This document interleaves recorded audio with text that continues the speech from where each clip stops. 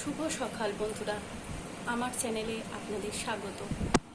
আজ আপনাদের সামনে আমি আরেকটি রেসিপি নিয়ে এসেছি, যেটাও খুব চটজলদি রান্না এবং খুব সিম্পল ইনগ্রিডিয়েন্টস দিয়ে রান্নাটা হবে। এটা হচ্ছে ঢেঁড়স, আলু আর কাঁঠালের দানা দিয়ে আমি রেসিপিটা তৈরি করব। নিয়েছি ঢেঁড়স, আমি নুন আর হলুদ দিয়ে একটু ম্যারিনেট করে নিচ্ছি, মাখিয়ে নিলাম ভালো করে। পেঁয়াজ কুচি নিয়েছি, আলু কুচি, একটা ছোট্ট টমেটো, আর এখানে কাঁচা পাকা লঙ্কা। আমি বেশিরভাগ বাটা মশলাই ইউজ করি, আপনারা চাইলে গুঁড়ো মশলাও ইউজ করতে পারেন। এবারে চলুন আমরা রান্নাটিতে যাই। প্রথমেই আমি কড়াতে সর্ষের তেল দিলাম কিছুটা।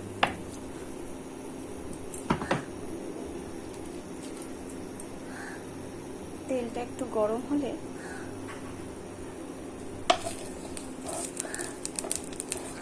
আমি ঢেঁড়সগুলো ভেজে নেব।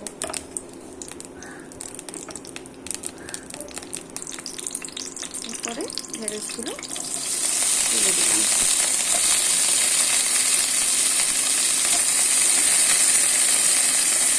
গরমের সময় একঘেয়েমি রান্না ভালো লাগে না। ফুল, ঝিঙে, পটল, ঢেঁড়সও আছে। ঢেঁড়সের এই রেসিপিটা একবার করে খেয়ে দেখবেন। ঢেঁড়সগুলো একটু ভালো করে ভেজে নেব, যাতে আঠালো ভাবটা বেশি না থাকে, তাই একটু হতে দিচ্ছি। দেখুন আস্তে আস্তে ঢেঁড়সের কালারটা চেঞ্জ হচ্ছে, একটু ভাজা ভাজা হচ্ছে, আর একটু ভেজে আমরা তুলে নেব। এই রেসিপিটাও আমি আমার মায়ের থেকে শিখেছি। আমার বাপিও খুব ভালোবাসে, যাকে আমি কিছুদিন আগেই হারিয়েছি। এই সময়গুলো এলে আমার বেশি করে বাপির কথা খুব মনে পড়ে।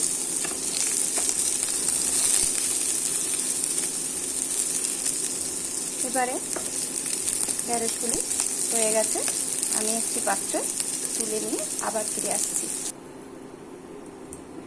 ঢেঁড়সগুলো তুলে নিয়েছি, আবারও আমি একটু তেল দিলাম অল্প করে। তেলটা গরম হলে আমি দুটো কালো জিরে ফোড়ন দিলাম। এরপর পেঁয়াজ কুচিগুলো ছেড়ে দিলাম। পেঁয়াজ কুচিগুলো দিয়ে ভালো করে ভাজা ভাজা করে নেব। সামান্য তেল এবং সামান্য উপকরণ দিয়েও আমরা কত কিছু রেসিপি করতে পারি। এখন তো সবাইরই প্রায় তেল মশলা বারণ হয়ে যাচ্ছে। যতটুকু না হলে নয়, ততটুকু আমরা চেষ্টা করি রান্নাটাকে সুস্বাদু করে নেওয়ার জন্য। পেঁয়াজের কালারগুলিও একটু চেঞ্জ হয়ে গেছে, একটু ব্রাউন ব্রাউন হয়ে গেলে আমরা আলুগুলো তুলে দেবো। হয়ে গেছে পেঁয়াজগুলো। এবারে আমরা এর মধ্যে আলু আর কাঁঠালের দানাগুলো তুলে দিলাম।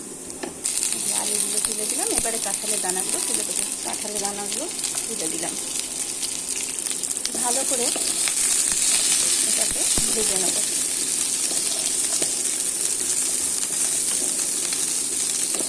এখনকার কাঁঠালের দানাগুলো একটু নরমই হবে, সুতরাং একটু ভেজে নিলেই খেতে ভালো লাগবে। তবে আমি এটাকে থেতো করে নিয়েছি, আপনারা চাইলে কুচিও করে নিতে পারেন।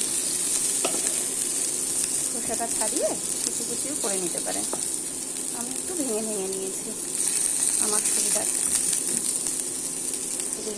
এরপর টমেটো কুচিগুলি দিয়ে দিলাম, আর তার সাথে একটু হলুদ গুঁড়ো আর সামান্য লবণ দিয়ে দিলাম। ভালো করে নেড়ে চেড়ে কষতে নেব। ভালো করে কষাতে হবে, যাতে মশলাটা কাঁচা গন্ধ না করে। এরপর আমি কাঁচা লঙ্কা বাটাটা দিয়ে দিলাম। আপনাদের পরিমাণ মতো আপনারা দেবেন। আমরা একটু ঝাল কম খাই, তাই আমরা অল্প করে দিয়েছি।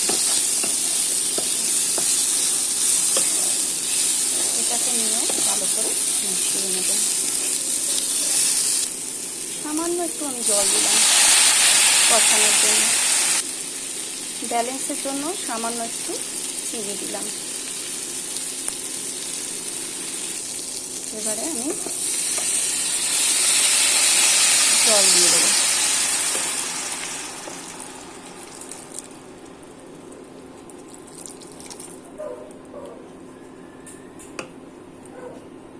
একটু আলুগুলো সিদ্ধ হবে, তার জন্য আর একটু জল লাগবে।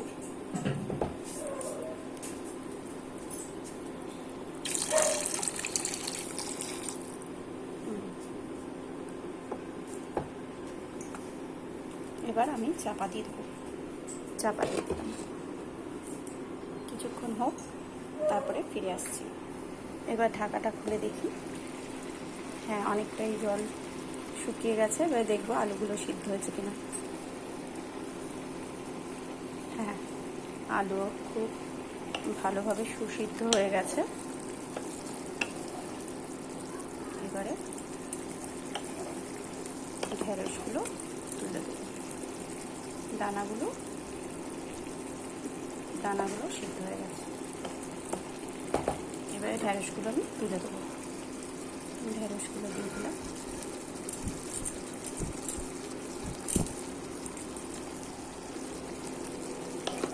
ভালোভাবে আবার মিশিয়ে দেবো। দিয়ে আবার একটু চাপা দিয়ে দেবো। 5 মিনিটের মতো চাপা দিয়ে দিয়ে হয়ে যাবে। এবার ঢাকাটি আমি তুলব। হ্যাঁ, হয়ে গেছে। এবার সামান্য সর্ষের তেল উপর থেকে ছড়িয়ে দেবো। আর একটা কথা বলি, আপনারা যারা পেঁয়াজ মানে যারা নিরামিষাশী, তারা পেঁয়াজটা বাদ দিতে পারেন, বা যেদিনকে নিরামিষ খাবেন ভাবছেন সেদিনকে এই পেঁয়াজটা ছেড়ে আপনারা আলু, ঢেঁড়স আর কাঁঠালের দানা দিয়ে রান্নাটা করতে পারেন। এবারে আমি কিছুক্ষণ স্ট্যান্ডার্ড টাইমে রাখবো, আঁচটা অফ করে দেবো। ব্যাস রেডি আমাদের কাঁঠাল, আলু আর ঢেঁড়সের রেসিপি। ট্রাই করবেন অবশ্যই।